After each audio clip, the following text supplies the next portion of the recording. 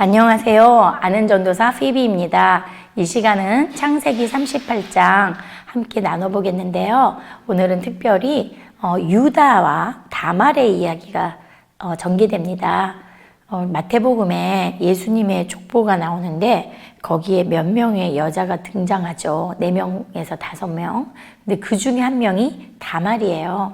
그 다말의 등장이 왜 그렇게 중요한지 오늘 이야기를 통해서 한번 나눠보겠습니다. 유다는 여러분들 특별히 아시겠지만 우리 지난 시간에서 나눴듯이 요셉을 그냥 죽이지도 않고 어차피 죽을 거 돈을 받고 판 어쩌면 굉장히 계산적이고 굉장히 강교한 사람일 수도 있어요. 근데 그 유다로부터 예수님의 왕의 계승자인 족보인 다윗이 나오고 또 거기서 예수님이라는 우리의 인류의 구원자이신 하나님의 아들이 나오는 계보를 읽게 되지요. 그런 유다가 어떤 일을 했는지 한 장에 걸쳐서 장황하게 설명되어 있습니다.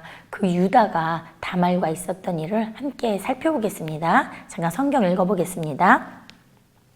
38장 2절 유다가 거기서 가나안 사람 수아라 하는 자의 딸을 보고 그를 취하여 동침하니 7절 유다의 장자 엘이 여호와 목전에 악함으로 여호와께서 그를 죽이신지라 8절 유다가 오난에게 이르되 내 형수에게로 들어가서 남편의 아우의 본분을 행하여 내 형을 위하여 씨가 있게 하라. 네, 지금 이 유다는요 야곱의 아들로서 세겜 지역에 살면서 아버지는 한 달 가까이 걸어가야 되는 먼 곳에 있는 곳에 가서 자기 동족과 결혼을 했었죠. 레아 라헬과. 그런데 이 아들들 중 하나인 유다는 자기 동족이 아닌 가나안 사람 수아라는 사람의 딸과 결혼도 아니고 동침해서 아들을 셋을 낳은 거예요. 요즘으로 말하면 그냥 동거가 시작된 거죠. 그리고 그 당시 문화, 이스라엘 문화에서는 아주 중요했던 동족 간의 결혼. 심지어 그들은 근친상간도 하잖아요. 자기 민족의 씨를 유지하려고. 그리고 재산을 유지하려고. 근데 그런 걸 다 없애고 그냥 동네 처녀랑 눈 맞아서 같이 살게 된 거예요. 근데 뭐 요즘 문화에서는 그럴 수도 있지만 그 당시에 그것을 바라보는 야곱, 이스라엘에겐 굉장히 힘든 일이었겠죠.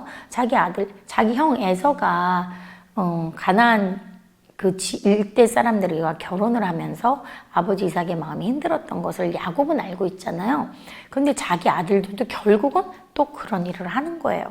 그래서 이런 일을 보면 절대로 유다가 됐던 누가 됐던 정말 하나님이 원하는 괜찮은 사람이어서가 아니라는 얘기를 여러 번 성경은 아주 솔직하게 표현해주고 있습니다. 그리고 그 아들이 셋인데 그 중에 큰 아들 엘도 결국은 그 동네 자매 다말과 결혼을 한 거죠. 그런데 문제는 엘이 하나님 보시기에 악해서 하나님이 그를 죽이세요. 한번 우리가 다뤘었는데 하나님이 보시기에 악하다는 뜻은 그가 무슨 행동을 했는지 나와 있진 않지만 하나님이 원하시는 행동을 하지 않았다는 거죠. 하나님이 원하시는 행동이 안 됐을 때 정말 하나님 말씀대로 살지 않았어요. 하나님은 그 당시엔 정말 그 자리에서 죽이시기도 하고 데려가셨죠. 그렇게 되자 그 당시 결혼 풍습 또 문화 풍습이었던 계대 결혼을 따르게 돼요. 계대 결혼이란 형제 중에 한 명이 같이 부부가 살고 있다 죽었는데 부인이 아이가 없을 경우에 다른 형제가 그 와이프랑 관계를 통해서 아이를 갖게 해줘야 되는 거예요. 그래야 이 여자가 과부로 자식 없이 혼자 살아는 불이익을 당치 않게. 왜냐면 자식이 부모를 공양해줘야 되는데 자식이 없으면 공양할 수 없어서 굶어 죽게 되겠죠. 그래서 자식을 낳게 해줘야 되는 계대 결혼 풍습이 있었습니다. 그리고 참고로 그 당시 해족속들은 형제가 없다면 시아버지가 그 며느리와 동침을 해서 아이를 낳게 하는 풍습도 있었어요. 그렇게 해야 이 여자가 억울하게 굶어 죽지 않을 수 있다라는 나름대로 보호하는 보완 장치였던 거죠. 그래서 그것을 해야 되는데 그 둘째 아들 오난이 그 계대 결혼 때문에 자기 형수랑 동침을 했는데 아이를 갖지 못하도록 밖에다 설정을 했다고 나와 있어요. 그 말은 하나님이 보시기엔 너무 악한 거예요. 어차피 자기 자식이 안 될 거라는 거죠. 형의 계보를 잇게 될 것이고 자기와는 상관이 없는 자식이 될 텐데 자기가 그 씨를 줘야 되는데 주지 않아서 그도 죽어요. 그러다 보니까 마지막 막내 아들 셀라가 장성을 했는데 유다가 다말에게 그 막내 아들을 주지 않는 겁니다. 정말 너무 안타까운 일이죠. 그러니까 다말은 마음이 초조해지죠. 여자가 아기를 낳을 수 있는 한계가 있는데 막내 아들이 컸는데도 주지 않으면 다말은 평생 아이 없이 죽을 수도 있는 거예요. 그러다 보니 불안해졌겠죠. 그러던 중에 유다의 와이프가 죽고 유다가 상을 당하고 뭐 다른 동네 그 딥나로 올라가서 양털 깎는 자에게 가요. 그럼 양털 깎고 할 동안 창녀를 만나는 거예요. 그런데 그때 그 만난 창녀가 변장한 다말이었던 거죠. 그래서 곧 상황을 제가 한번 읽어보겠습니다. 14절. 그가 그 과부의 의복을 벗고 면박으로 얼굴을 가리고 몸을 휩싸고 딥나 길곁 에나임 문에 앉으니 이는 셀라가 장성함을 보았어도 자기를 그의 아내로 주지 않음을 인함이라. 15절. 그가 얼굴을 가리웠으므로 유다가 그를 보고 창녀로 여겨. 16절. 길 곁으로 그에게 나아가 가로되 청컨대 나로 내게 들어가게 하라 하니 그 자부인 줄 알지 못하였음이라. 그가 가로되 당신이 무엇을 주고 내게로 들어오려느냐. 17절. 유다가 가로되 내가 내 떼에서 염소 새끼를 주리라. 그가 가로되 당신이 그것을 줄 때까지 약조물을 주겠느냐. 18절. 유다가 가로되 무슨 약조물을 내게 주랴. 그가 가로되 당신의 도장과 그 끈과 당신의 손에 있는 지팡이로 하라. 유다가 그것들을 그에게 주고 그에게로 들어갔더니 그가 유다로 말미암아 잉태하였더라. 정말 아무짝에도 쓸데없는 도장과 끈과 지팡이를 증표로 받은 다말은요, 사실은 굉장히 치밀하게 계획했던 거예요.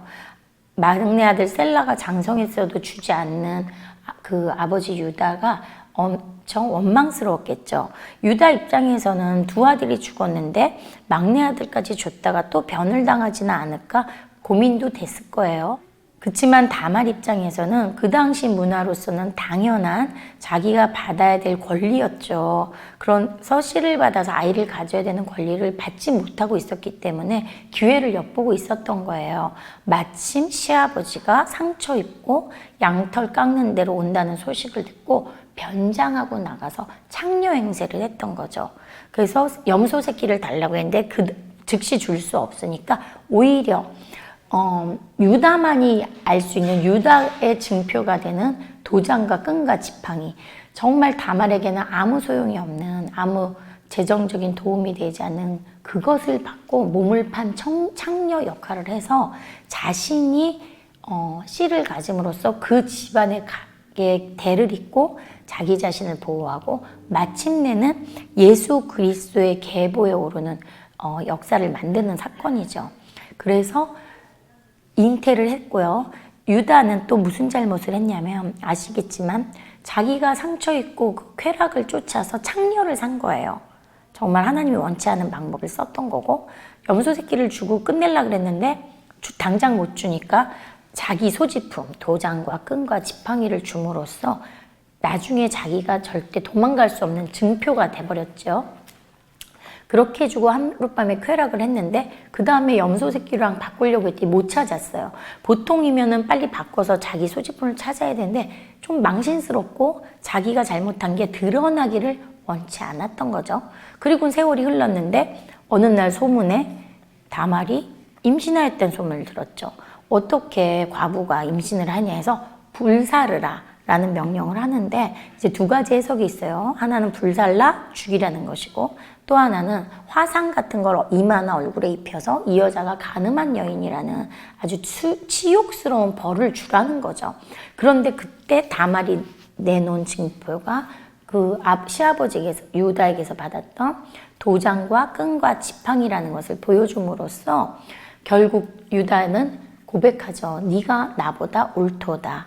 그 말 안에는 유다는 자기의 죄를 가리려고 아주 사건을 수습하려고 했고, 그 다음에 다말이 죄를 지었다는 것을 알게 된 죽이라고까지 할 정도로 남의 죄에는 아주 가혹하고 자기 잘못에는 굉장히 아주 편하게 가는, 요즘 말로 내로남불이 심했던 거죠. 그런데 다말은 그럴 때를 대비해서 시아버지가 그 아이의 아버지라는 징표를 들이밀므로써 유다가 네가 나보다 옳도다라는 고백을 하게 됩니다. 그래서 결론적으로 다말은 예수님의 족보에 이름이 오른 여자가 되는 거예요. 그래서 물론 요즘의 사고방식으로는 어떻게 죽은 남편의 형제들과 자고 그렇게 자기 안 했다고 시아버지와 잠을 자고 그렇게 해서 대를 이어요라는 질문도 할 수 있지만, 저희는 항상 성경을 볼 때 그 당시의 상황과 문화로 가서 그것을 지금으로 그대로 가져오자는 게 아니라 그 안에서 해석을 하고 그 안에서 하나님이 하시고자 하는 의미를 찾아오자는 게 저희의 성경 해석 방법이잖아요. 그렇다면 그 당시 다말은 옳습니다. 그 당시 문화가 형제 안에서 씨를 받고 그게 안 되면 시아버지한테 씨를 받는 게 옳은데 주지 않으니까 자기 나이는 늙어가고 더 이상 아이를 갖지 못하면 굶어 죽는 상황에 처하는 다말은 생존을 위해서, 또 그 당시 문화와 관습이 뭐 악하고 안 하고는 저희가 지금 판단을 할 수가 없어요. 정말 인간이 살기 위해서 만들어낸 숱한 많은 상황들이 있기 때문에 그 상황에서는 다말은 옳게 행동을 했고, 오히려 유다는 자기의 수치를 가리려고 했고 상대의 죄를 드러내려고 했던 악한 모습을 보여줬죠. 그렇지만 그가 또 예수님의 족보에 오르는 거고요. 그러다 보니까 다말은 이제 두 쌍둥이를 얻게 되죠. 한두 절 더 읽어보겠습니다. 24절, 25절, 26절을 읽겠습니다. 석 달쯤 후에 혹이 유다에게 고하여 가로되 내 며느리 다말이 행음하였고 그 행음함을 인하여 잉태하였느니라. 유다가 가로되 그를 끌어내어 불사르라. 여인이 끌려나갈 때 보내어 시부에게 이르니 이 물건 임자로 말미암아 잉태하였나이다. 청컨대 보소서. 이 도장과 그 끈과 지팡이가 네 것이니깐지라. 유다가 그것들을 알아보고 가로되 그는 나보다 옳도다. 내가 그를 내 아들 셀라에게 주지 아니하였음이로다 하고 다시는 그를 가까이 하지 아니하였더라. 그래서 결국은 유다로 말미암아 잉태한 다말이 또 두 쌍둥이 아들을 낳아요. 그래서 그 중에 베레스가 예수님의 족보에 오릅니다. 여러분, 우리는 누가 옳다 그르다 함부로 말할 수가 없어요. 그 말을 하는 즉시 또 어떤 우리의 판단이 서고, 그 판단은 우리 스스로가 죄인임을 또 강조하고 확신시켜주는 일이 되겠죠. 예수님이 우리에게 해주신 말은 너희는 모두 죄인이다. 그러나 나의 피로 너희는 모두 의롭다함을 받았다. 그 말씀 믿고 저희가 그 상황과 아픔 속에서 서로가 당하는 일들을 격려하며 사랑하며 위로하며 사는 크리스찬 되셨으면 좋겠습니다. 감사합니다.